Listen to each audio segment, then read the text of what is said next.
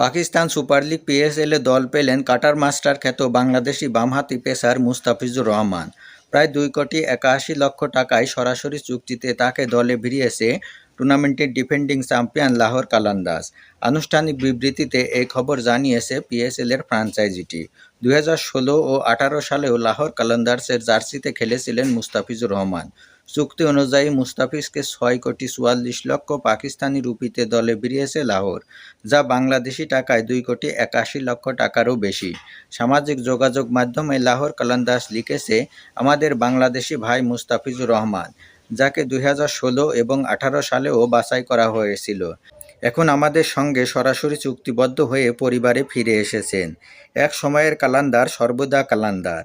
এর আগে পিএসএলে 18 সালে লাহোর কালান্দার্সের জার্সিতে 5 ম্যাচে 6.43 ইকোনমিতে 4 উইকেট নিয়েছিলেন বামহাতি এই পেসার।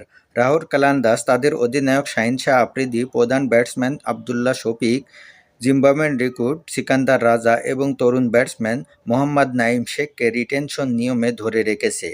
আগামী 11 ফেব্রুয়ারি নিলামের মাধ্যমে চূড়ান্ত স্কোয়াড গঠন করবে এবারের আসরের ফ্র্যাঞ্চাইজিগুলো।